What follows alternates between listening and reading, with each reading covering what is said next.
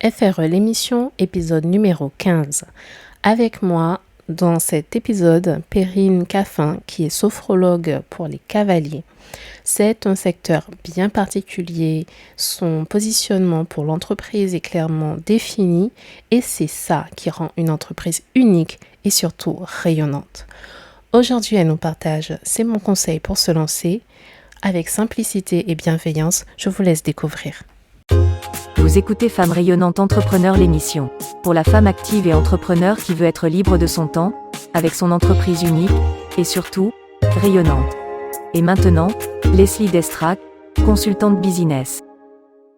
Hello, femme rayonnante, bienvenue aujourd'hui pour un nouvel épisode avec Perrine avec moi aujourd'hui. Bonjour Perrine.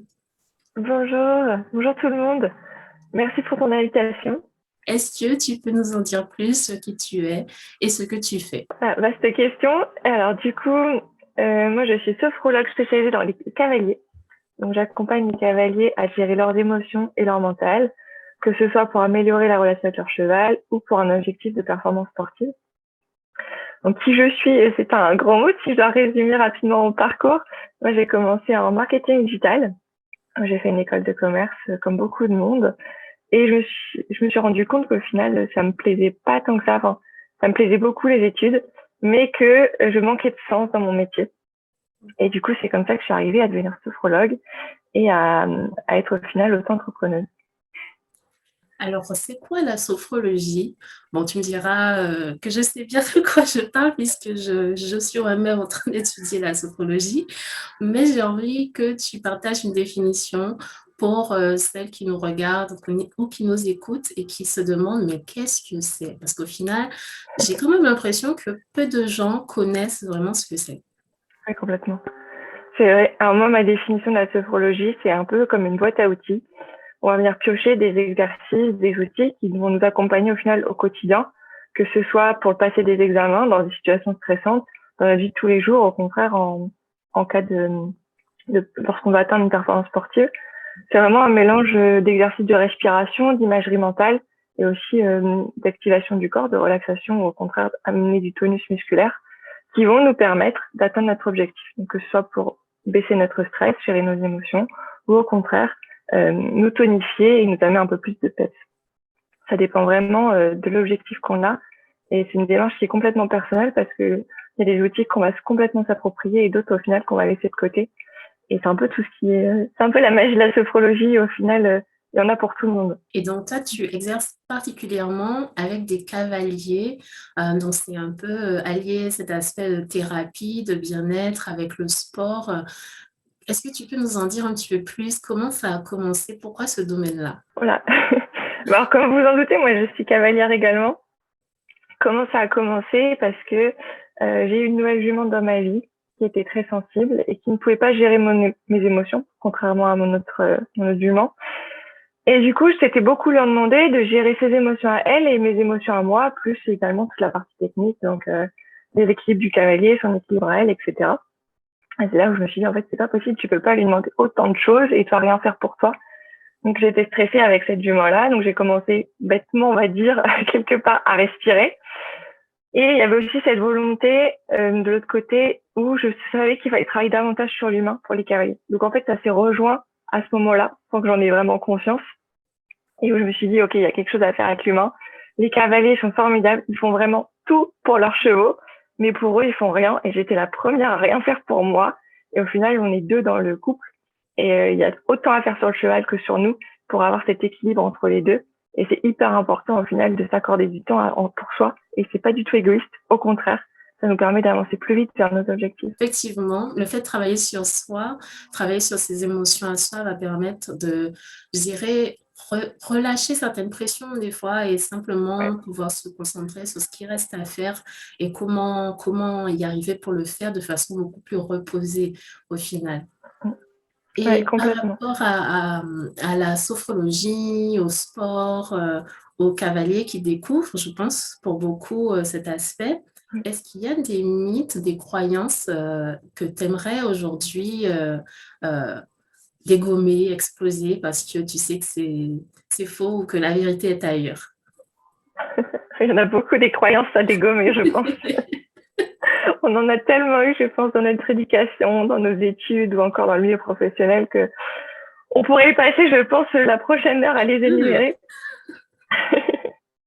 Moi, la première chose que j'ai envie de leur dire, alors à Cocalie, peut-être même de manière générale aux personnes qui nous écoutent, c'est que la gestion émotionnelle, c'est hyper important dans la vie de tous les jours, que ce soit professionnellement, personnellement ou dans le sport. On n'apprend malheureusement pas encore assez ça à l'école, je pense.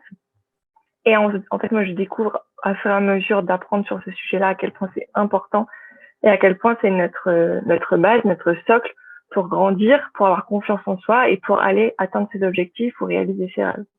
Donc ça, c'est la première chose, c'est que les émotions sont au centre de nos décisions, au centre de notre vie. Et la première chose, qui n'est pas des moindres, ce serait de s'en occuper un petit peu et d'arrêter de les refouler parce que si elles sont là, c'est qu'elles ont une utilité. Elles nous donnent un message et c'est hyper important de les écouter. Et écouter ses émotions, ça veut pas forcément dire écouter soi et, comme je disais tout à l'heure, être égoïste. Au contraire, s'écouter soi, ça permet de mieux de se connaître, à savoir poser ses limites et aller de l'avant et aller vers ce qui nous tient vraiment à cœur. Et éviter parfois un petit peu cet éparpillement ou cet égarement qu'on peut avoir dans la vie. Ça nous aide à nous recentrer au final. Donc ça, c'est la première chose que j'aimerais dire aux personnes qui nous écoutent. La deuxième chose, c'est que c'est plus par rapport aux rêves et aux objectifs que tout est possible. Les seules limites, c'est celles qu'on se met ou celles qu'on pense se mettre parce que quelquefois elles sont inconscientes. Et que la normalité, c'est une échelle qui est complètement subjective. Que c'est normal, il faut se dire, il y a des choses qui sont normales ou sont pas normales, c'est comme ça qu'on les juge, mais par rapport à quoi au final? Par rapport à ce qu'ont fait nos parents, par rapport à ce qu'ont fait les autres, par rapport à ce qui s'est fait il y a 50 années. Et si vous avez une idée qui vous tient vraiment à cœur, qu'elle a jamais été faite, bah, allez-y parce que, au contraire, il y a tout à faire et c'est pas parce que personne l'a fait ou que d'autres ont échoué qu'il faut pas y aller non plus. C'est ça, on va dire la deuxième croyance et que je suis passée par là aussi. Et la dernière, ça c'est peut-être un peu plus pour les entrepreneurs qui écoutent, c'est qu'il n'y a pas de bonne ou de mauvaise situation. Alors ça fait un peu la réplique d'un film qu'on entend, mais c'est vrai. Moi, j'ai démarré mon entreprise en plein Covid et on m'a dit mais c'est n'importe quoi de faire ça en 2020, attends que ça passe ou fallait faire ça avant. En fait, non, il n'y a pas de bon moment. Je pense que tu souris, tu te reconnais aussi. Il n'y a pas de bon ou mauvais moment. Il y aura jamais le meilleur moment. Le moment parfait, vous aurez assez d'argent, assez de temps, assez de connaissances pour vous lancer ou entreprendre quelque chose. Et chaque situation devient bonne ou mauvaise en fonction de ce qu'on en fait. Et au final, on ne le sait pas sur le moment qu'elle est bonne ou elle est mauvaise. On le sait par la suite. Et c'est pas grave. Si elle est bonne, tant mieux. Si elle est mauvaise, c'est OK. On aura appris forcément des choses. Donc ça sert à rien de dire est-ce que c'est le bon choix que j'ai fait ou est-ce que c'est le mauvais choix. Parce que dans tous les cas, vous allez grandir, vous allez évoluer. Et il y a plus qu'à quoi. Il y a se dire ok, je fais ce choix là maintenant ou au contraire je le repousse à plus tard ou au contraire c'est pas le moment, je me sens pas aller vers ce choix là. Il faut suivre son intuition aussi beaucoup. De se dire qu'il n'y a pas de mauvaise ou de bonne décision. Ouais. Donc ça c'est quelque chose qui va être utile, qui est utile à l'entrepreneur parce que au final ce qui est vraiment important c'est de décider. C'est de décider. Oui, c'est vrai. Et de passer à l'action concrètement. Et c'est une fois que tu as déjà fait une partie, que tu as déjà réalisé certaines choses, que tu pourras mieux ensuite rectifier, rajouter, améliorer, etc. Mais l'idée, c'est pas de rester bloqué à cette phase où c'est confus, où on ne sait pas trop quoi faire, etc. Mais vraiment d'écouter ses sentiments et de se dire, mais qu'est-ce que je veux? Je vais essayer, je pars, c'est quoi les raisons au fond vraiment, et puis après de décider tout simplement. Oui, complètement. Je rejoins cette idée de procrastination sur les idées. Moi aussi, je mettais beaucoup de temps à me décider, je pense par manque de confiance. Et comme tu l'as dit, au final, ça sert à rien de passer 10 ans sur une question, on y va ou on n'y va pas. Et le principal, c'est d'avancer, c'est pas de rester bloqué. On peut reculer, on peut avancer, ça c'est aucun souci. Il n'y a aucun souci là-dessus, mais il faut pas rester bloqué et ancré dans une position inconfortable au final. C'est ça. Donc, je te rejoins complètement.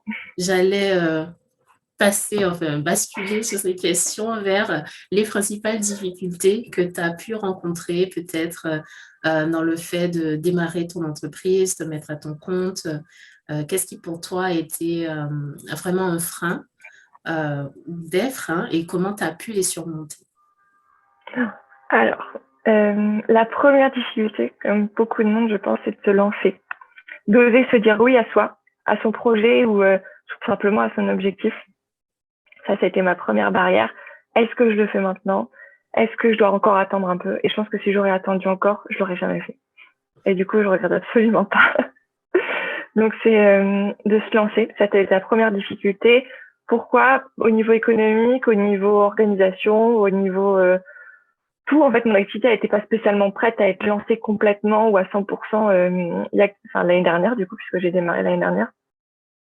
Et mon entourage n'était pas forcément pour non plus. Donc, ça, c'est mon premier frein. Ça a été OK, on y va à fond. Et on verra dans 2, 3, 4, 5 ans ce que ça donne, quoi. Et en plus, je suis dans un milieu, on va dire, un peu particulier où je suis très nichée. Donc, j'ai eu beaucoup aussi de croyances limitantes des autres personnes qui venaient sur moi, les peurs des autres, de mon entourage, de mes proches. Et du coup, il a fallu faire un peu le tri entre tout ça, entre qu'est-ce qui m'appartient, qu'est-ce qui m'appartient pas, pour pouvoir avancer. J'aime Donc, ça, bien c'est ce que une tu chose. dis, là, de faire le tri entre ce qui t'appartient et ce qui t'appartient pas. C'est vrai, parce que des fois, des pensées, des croyances qu'on a ou des choses qui nous empêchent de franchir un cap ou d'atteindre un certain objectif, des fois, ce ne sont même pas des pensées qu'on a soit à la base, mais des choses qu'on a entendues et qu'on a intégrées en quelque sorte. Oui, complètement. Je suis complètement d'accord avec toi et souvent, c'est inconscient en plus. Ouais. Il faut juste remettre les choses à leur place, alors soit à l'aide d'un crayon ou en parlant avec ses proches en disant attends, mais c'est ta peur. Je suis pas en mesure de gérer cette peur-là, j'ai mes propres peurs aussi. On en reparle plus tard. Ça, c'est important. Et du coup, quelles sont les 3 choses que toi, tu aurais aimé savoir avant? Oh, il y en a beaucoup. Il y en a beaucoup, beaucoup. Je pense que si j'avais pu tout savoir au départ, ça aurait été génial, mais ça marche pas comme ça et quelque part heureusement parce que quand on apprend, c'est qu'on avance et c'est ça la magie. Mm. La première chose, c'est qu'on ne naît pas forcément entrepreneur. Moi, je pense qu'on le devient. Alors, je pense qu'il y a une part d'inné, c'est possible, que tout le monde n'est pas fait pour être entrepreneur et heureusement, d'ailleurs. Mais si vous avez un et que vous ne sentez pas devenir entrepreneur, il n'y a aucun souci parce que vous allez le devenir forcément. Il n'y a pas une catégorie entrepreneur et les autres. On le devient en fonction de nos projets, nos envies, nos besoins. Donc ça, c'est la première chose que j'aurais aimé savoir avant. Moi, je me souviens dans ma classe, quand j'étais encore en études, où les intervenants demandaient qui veut lancer son projet plus tard. Moi, je levais la main une fois sur deux, je savais pas, j'avais pas encore de projet. Est-ce que je le deviendrais, est-ce que je le deviendrais pas, j'en savais rien. Je sais qu'il y en avait, ils avaient même pas de projet, ils disaient oui, moi je veux absolument être entrepreneur. Je disais, tu veux faire quoi? Je sais pas. Donc au final, c'est pas grave si vous faites partie des gens comme moi, on va dire, qui savent pas s'ils deviendront, qui savent pas s'il y aura ces déclics, parce que soit ça viendra, soit ça viendra pas, et c'est complètement ok. Là-dessus, faut pas se borner, on va dire, à dire il faut que je devienne entrepreneur absolument. Non, c'est le projet qui fera de vous un entrepreneur. Ça, c'est le plus important. Vivre de sa passion, ça veut pas dire forcément être ruiné. C'est tout à fait possible de vivre de sa passion, d'en vivre et d'être heureux. Parce que moi, souvent, je la mettais de côté, on me disait c'était pas, il la gardait en passion au final. Et il y en a, c'est très bien de garder en passion, c'était l'idée que j'avais au départ. Et au final, on peut aussi vivre de ses passions, de ses projets, et trouver le moyen de s'épanouir à travers ça. Ça, oui, je m'en suis rendu compte il n'y a pas si longtemps que ça. Et enfin, la dernière croyance sur laquelle je milite quotidiennement, je pense, parce que je suis passée par là, c'est qu'il ne faut pas forcément avoir un diplôme pour réussir dans la vie. C'est pas la formation qui va faire de vous ou qui va faire la réussite de votre projet. Absolument pas. La formation, elle vous apporte énormément sur le point même de savoir-faire, savoir-être, mais il faut le voir comme un trampoline. C'est un trampoline sur lequel on rebondit pour avancer, pour évoluer. Et c'est pas le diplôme, la meilleure école, la reconnaissance, la certification au final qui va dire oui, ok, cette personne-là, elle est apte à réussir ou pas. Bien au contraire, c'est la façon dont vous allez l'utiliser. Vous pouvez faire une formation qui est absolument pas reconnue, l'utiliser très bien comme une personne qui peut faire la meilleure formation du monde avec toutes les certifications et au contraire échouer. Donc ça, c'est hyper important parce que je l'entends tellement autour de moi. Il faut pas forcément de diplôme pour réussir. C'est pas le diplôme qui va dire je réussis. C'est un vecteur de connaissances, les formations. C'est hyper important pour continuer à se former, mais c'est pas ça qui déterminera votre projet. Là-dessus, en fait, tout ce que ces trois choses-là, elles vont regrouper beaucoup de savoir-être au final. C'est effectivement, il faut des connaissances, il faut avoir une certaine base et toujours continuer à s'améliorer parce que, comme tu dis, le diplôme ne Complètement. garantit pas la réussite ou le fait de réaliser X ou Y, mais aussi le fait de l'avoir, ça ne veut pas dire que c'est fini et qu'on ne se forme plus. Voilà, Voilà. exactement. Donc, il y a vraiment un savoir-être de constamment chercher à s'améliorer, à avancer, à progresser. Et par rapport à ce que tu dis de vivre de sa passion, là-dessus, je suis d'accord avec toi qu'effectivement, on peut faire des choses qu'on aime euh, et en vivre de façon assez confortable. Mais après, je pense que pour en arriver là, il faut avoir mis en place une certaine structure aussi. Mm. Je sais pas si Oui, tu es complètement. d'accord avec moi là-dessus, Si, complètement. mais je pense que, il y a une différence entre la personne qui fait sa passion, qui a son hobby et qui n'a pas vraiment de structure ou une attitude d'entrepreneur, Mm. versus la personne qui a cette attitude d'entrepreneur et qui va mettre en place les bonnes actions. Je vois ce que tu dis, je te rejoins complètement là-dessus, oui. Mm. Complètement. Est-ce que il y a la fait de vivre sa passion, être dans son cocon, on va dire quelque part, et c'est un besoin au final qui est personnel, ou est-ce qu'on veut en vivre, on va dire, financièrement parlant, quelque part, et dans ce cas-là, on va faire tout ce qu'il y a autour, qui peut être parfois inconfortable, qu'on voit pas, comme la compta et les autres trucs qu'il y a autour. Je suis la compta parce que moi, c'est Exactement ce ça. que j'aime le moins, mais ça vous peut très bien aimer la compta. Mais en vrai, être capable d'accepter tous les petits inconforts qu'il y a autour pour justement que ça soit cette passion à temps plein. Donc oui, je te rejoins complètement là-dessus. Ça dépend de comment on veut la vivre, cette passion. Et est-ce qu'on veut la garder pour soi ou au contraire, est-ce qu'on veut qu'elle prenne toute la place de notre vie? C'est vrai. Et avec ton expérience actuelle, ce que tu as pu voir jusqu'à présent, avec ce chemin parcouru, de quoi est-ce que tu es fière aujourd'hui? Qu'est-ce qui, pour toi, a été un changement, une réussite par rapport à la version de toi que tu étais il y a quelques années? Voilà. Euh, Moi, je pense que c'est le fait de m'être lancée, où je peux être fière de moi, parce que ça a été un déclic pour moi de me lancer. Je ne pensais pas faire ça avant 1 an, 2 ans, 3 ans, faire mon petit projet dans mon coin à côté, en parler, pas beaucoup, le Je garder me au final pour reconnais. moi jusqu'à temps qu'il soit parfait. Et au final, quand je me suis lancée, il y avait absolument rien de parfait. Je savais pas me vendre, je manquais de confiance, je débutais, enfin comme tout le monde au final. Et au final, l'imparfait de oui, cette situation qui était imparfaite, au final, c'était un vrai tremplin pour moi. Et ça, je suis fière, peu importe si j'arrête mon activité, peu importe si je la continue au final, parce que on évolue tout le temps et on a tout le temps besoin d'apprendre de nouvelles choses et de se diriger vers ce qui nous tente le mieux à l'instant T au final. Je sais pas si je ferai ça 10 ans, si je ferai ça 3 ans, enfin peu importe. L'important c'est d'avoir osé le faire et je sais que j'aurai aucun regret là-dessus parce que j'ai tenté quelque chose qui me plaisait énormément. Donc là-dessus, c'est vrai que la notion de réussite, j'aime bien poser cette question, mais je sais que la notion de réussite, elle est assez personnelle, tu vois. Et quelque chose dont toi, tu es fier, que pour toi, c'est une réussite, ça va pas forcément être la même pour quelqu'un d'autre. C'est pour ça que Vraiment. j'aime bien poser cette question, de sorte qu'elle soit aussi, ben, qu'on voit un peu cet aspect personnel et qu'on voit aussi cet aspect non monétaire. Parce que oui, on se lance dans une activité et on crée une entreprise pour l'aspect monétaire, mais il y a aussi toute la transformation que l'on vit, la Ouais. transformation personnelle, le fait de grandir et de voir les choses différemment aussi tout le long de ce chemin, de cette aventure. Enfin, j'aime bien parler d'aventure Ouais. entrepreneuriale, et on voit en fait cette transformation pour soi. Mm, Euh, mm. et donc, Complètement.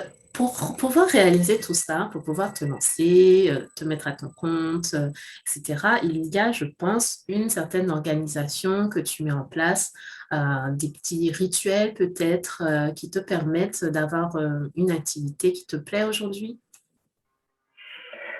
Alors, les rituels, je pense qu'il y en a plein et beaucoup d'inconscients au final. Euh, alors, il y a déjà prendre du temps pour moi. Ça, c'est hyper important. Déjà, même quand j'étais salariée, avoir une vie perso à côté, c'était primordial pour moi. Mais on va dire que ça va commencer par une routine du matin et parfois même du soir. Et dans la journée, si je procrastine sur quelque chose, moi, c'est ma méthode maintenant que j'ai adoptée, c'est je compte jusqu'à 3 et je le fais. Je le fais comme ça, je passe à autre chose et j'avance. Donc ça, on peut dire que je sais pas si c'est un rituel, mais c'est quelque chose que j'ai mis en place. Et puis, on va dire peut-être en termes d'organisation, c'est prévoir mes semaines à l'avance. Ça, c'est, je sais à peu près les objectifs de la semaine, même si je suis pas du tout une pro de l'organisation. Je sais ce que je vais faire cette semaine-là et comment je vais avancer et sur quoi je vais passer du temps. Alors, quelquefois, j'en passe un peu plus, quelquefois un petit peu moins. Quelquefois, il y a des imprévus aussi. C'est pas grave, on s'adapte et puis on fait un nouveau planning pour la semaine d'après. Après, ouais, c'est ça, c'est des petits rituels, des petites techniques, des petites choses qui permettent de garder la productivité et comme tu l'as dit si bien, une petite technique pour pouvoir dépasser la procrastination. Ouais. Après, chacun va avoir chacun trouve ses petits outils, ses petits trucs à soi pour se permettre d'avancer. Parce qu'on sait bien, la motivation, elle est là, mais il y a des Ouais. moments aussi de mou. Ah oui, complètement. Complètement. Et ça, faut pas se le cacher. On peut pas être au Voilà. taquet tout le temps et c'est Et OK. c'est Et OK. en effet, ouais, moi, je m'écoute beaucoup plus. Il y a des journées où ça va pas spécialement. Je fais autre chose. Enfin, soit on prend un jour off carrément, dans les cas extrêmes, parce qu'on sait qu'on sortira rien de bon de toute façon aujourd'hui et que c'est pas la peine. Ou alors, on peut aller juste simplement marcher et ça changer les esprits ou appeler quelqu'un. Enfin, il faut vraiment s'écouter. On n'a pas des journées fixes comme on peut l'avoir en salariat de 8h à 19h. On peut commencer plus tôt, on peut commencer plus tard. On peut faire des pauses du midi plus courtes, plus longues. Et en fait, je trouve qu'on est plus productif quand on s'écoute surtout. Que tout le monde ne peut pas travailler tôt le matin ou tard le soir. Et moi, c'est comme ça que je trouve ma productivité en me connaissant bien au final. Ouais. Il y a des différents types j'appelle ça les chronotypes. Oui, Selon les horloges, selon le temps, tu as plus ou moins envie naturellement de faire les choses. Et des fois, il faut savoir profiter de ces moments où c'est plus simple pour toi de passer à l'action, où c'est des moments où tu es un petit peu plus calme, où tu as plus envie de te reposer, etc. Donc, mieux se connaître, bien se connaître soi, pour aussi savoir contourner aussi les obstacles internes qu'on peut se mettre et se permettre d'avancer, se permettre d'être productif, tout en se sentant bien dans ce qu'on fait. C'est ultra important. je suis complètement d'accord. C'est hyper important ce que tu dis. Ça aussi, il faudrait qu'on l'apprenne bien avant le bac. Mais ça, c'est pas au programme, au programme des écoles. Bon. Pas Et encore. dis-moi, est-ce que dans toutes ces questions que je t'ai posées aujourd'hui, est-ce qu'il y a peut-être quelque chose que tu aimerais aborder, une question que je n'ai pas posée et que toi tu poserais si tu animais ce podcast? C'est une bonne question en vrai. Euh, Moi, je me suis longtemps demandé quand j'écoutais des interviews ou des podcasts, comment la personne, elle a eu le déclic de se dire ce métier est fait pour moi ou cet objectif est pour moi. Comment et à quel moment on a eu ce basculement entre ok, je me lance dans mon projet. Mhm. Et alors, je vais apporter une réponse sans que ça soit vraiment une réponse, je suis désolée. C'est qu'en fait, ça vient naturellement à soi quelque part. C'est en effet dépasser ses croyances limitantes, se faire confiance et surtout oser. Oser se lancer dans quelque chose, oser atteindre ses objectifs et oser suivre son intuition. En fait, si vous vous demandez quel est le métier fait pour moi, alors il n'y a pas le métier, il n'y a pas une voie professionnelle, je pense qu'il y en a des milliers. J'ai passé des années à chercher mon métier, ma voie professionnelle qu'on nous vend dans les salons étudiants ou autres. Et ben désolé, il n'y en a pas qu'une, je pense, il y en a plusieurs, et tant mieux. C'est ça qui fait la diversité, la richesse de notre vie professionnelle, même personnelle, je pense. Et du coup, quand est-ce qu'on sait que c'est le bon moment pour c'est pas vraiment le moment, c'est plutôt quel métier est fait pour moi, c'est celui que vous sentez le plus au fond de vous, qui vous fait des papillons dans le ventre quand vous vous levez le matin et qui vous donne envie au final de grandir et d'évoluer dans ce projet-là. C'est ça, donc il n'y a pas de moment, c'est pas tous les 26 du mois, il n'y a pas, c'est vraiment le moment que vous sentez et qui vous fait vibrer surtout. Et là, vous vous dites, je suis vraiment à la bonne place, j'ai le meilleur métier du monde. Pour toi en ce moment, qu'est-ce qui représente quelque chose vers lequel tu tends, un objectif particulier du moment? Il y en a. Alors, c'est rigolo. Mon challenge ce moment, là, depuis 3 semaines, c'est de faire des vidéos. Je suis pas du tout à l'aise devant la caméra. Et du coup, je me suis dit, je vais dépasser ce blocage-là. Donc, ça fait déjà un petit peu de temps que j'y pense. Et je me suis dit, OK, du coup, ce que je fais pour dépasser, c'est que je fais une story. Alors, je m'autorise à la faire ou à la refaire, mais je la poste forcément. C'est-à-dire que je me donne, par exemple, une demi-heure, une heure, peu importe, sur le sujet qui me plaît. Je vais la poster, peu importe qu'elle soit parfaite ou pas. Parce que ça me force à justement, à surmonter ce blocage qui est assez inconfortable pour moi. Je vais faire la vidéo, hein, c'est tout bête. Je suis très à l'aise. Et mon objectif, là, dernièrement, c'était de faire une story par semaine. Et pour l'instant, je tiens. Donc, je suis trop contente. Et c'est absolument pas parfait, mais c'est absolument pas grave non plus. J'ai envie de dire, c'est parfaitement imparfait. Voilà. Exactement. Et c'est très bien comme mais ça. Je sais qu'au moins, j'essaye de le dépasser et ça, c'est le plus important au final. Est-ce que je pense que tu sais, dans la vidéo ou dans le fait de mettre du contenu sur Internet ou de partager, de poster, ce qui est intéressant, c'est plutôt ce que tu dis, ce que tu partages, comment tu es au final. Et les gens vont beaucoup plus connecter avec toi de façon imparfaite, avec toi entière, plutôt qu'avec une fausse image ou on le sent en fait que c'est faux. Oui, complètement.